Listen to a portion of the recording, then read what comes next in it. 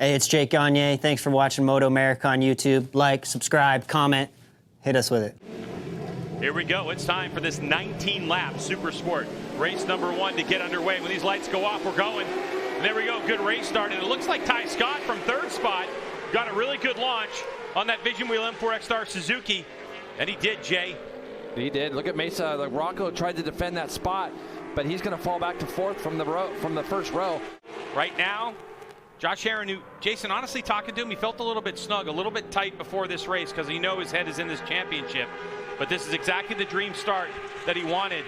All eyes on Rocco Landers, and I'm sure that his crew is going to be giving him some information as to the position of his title contender, Rocco Landers.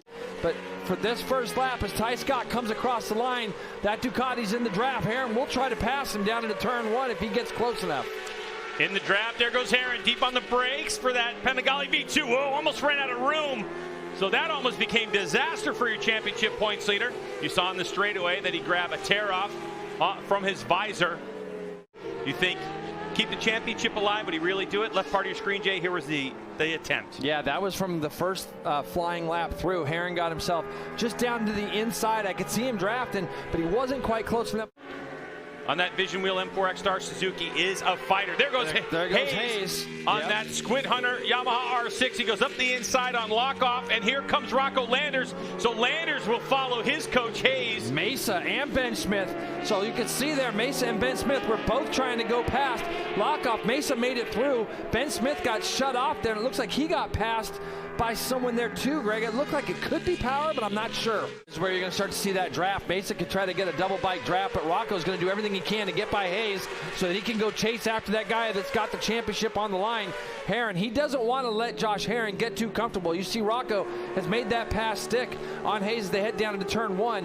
What Rocco's got to do now is close that gap down. Ty Scott's going to run it in there deep, and he just was able to keep Herrin behind him. As we see somebody's crash. That's Ty Scott. Ty Scott has probably high-sided himself there. Wow, he high-sides himself out of lead with a 0.2 of a second advantage when they came across the line. What a shame for Ty Scott. Yeah, and now Josh Herrin has it his entire way in first place. Then Rocco Landers, Josh Hayes, and Mesa. Yeah, for a minute, you saw the red, and you're thinking it's Herrin but Ty Scott, we've seen him a couple times this year just make those mistakes. That looked like it was probably a big one. I'm happy to see Ty Scott get up, and again, he's going to learn from this. As long as Hayes sees that Rocco's pulling him forward. Oh, Josh, where are you going, Hayes? I'm saying as long as he sees that he's pulling him forward, he might not mess with Rocco too much. But 23-4 for Landers the last time through. Stefano Mesa, what a great job he's doing. He's been able to go with Landers and Hayes and close that gap down to Herrin as well. We know it's going to start getting spicy up front here. And that 37, he races so much, Greg, that, on the club level especially, chasing contingency all over the place. And so Mesa has an opportunity all during the summer to come up here and race as much as he wants. All right, so it's Josh Herrin out front.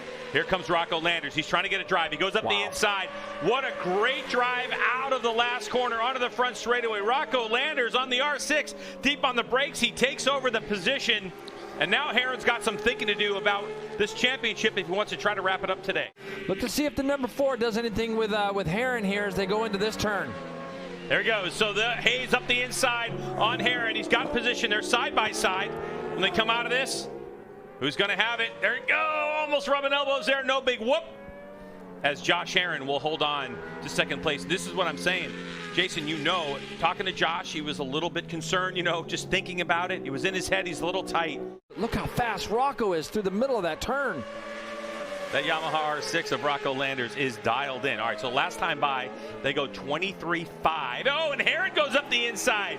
So he's seen enough for the moment. Wants to let Rocco know he's there. Herrin trying to go close off that inside. No big dramas. So another pass for the lead. Rocco looking for a way to round. Cannot get it done. This is incredible to think. What's happening here? This championship. Josh looked down the inside of Rocco. Dude, they can't do it there. Very tricky spot. Yeah, that's a big bump right there in the middle of that 3. So Josh Herrin looking good as Hayes going to try to make a pass on Rocco Landers. He doesn't. And I think, Jamie, to your point, that's kind of always been the the problem or the part of that motorcycle for Josh over the bumps. He has struggled. And this race right now, look at this. Rocco Landers gets that drive again. Hayes in the draft of the 97. He's not going to be close enough. And we're going to see this go back and forth, I think, a few times. I think to your point also, Greg, it's good for Herrin to have guys to race with like this. But he's got another couple guys there that want to get in this battle as well. Yeah, I mean, it's like forced focus, isn't it? When you're racing with someone, here comes Josh Hayes. Is he going to go up the inside on Herrin? He does. Can he hold on to the line? No, he doesn't get that one done. So well played by Herrin to let Hayes get that pass, square up the corner, and get back on the drive. As far as a plus is going to be Mesa sitting there in fourth. You can see Rocco's board +0. Herrin makes a bold move as they go into that last corner. Nice pass for the lead from Herrin. Maybe a rehearsal for the end of the race. When they come by the stripe now, it's 11 laps remaining.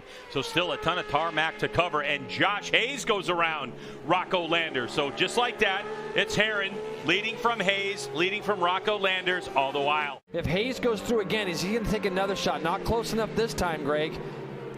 Yeah, in terms of the championship, Josh Hayes, not part of it. And Herrin's going to know that as he has a look over his shoulder. This weekend, Secchi's come on and taken some of that pressure off and really gone through the bike, gave him something that was solid. He went faster here than he's ever gone, even with all the experience that he has. So his confidence certainly high. Hopefully he can turn it in and maybe get his first podium of the season. Yeah, and he's constantly learning every lap, too, as he paces the riders in the front. That's why they're able to pull up onto him so quickly there. You can see now Hayes up alongside Landers as they come down into turn one. He'll try to make this pass on both of them. Oh! Josh Hayes out of nowhere.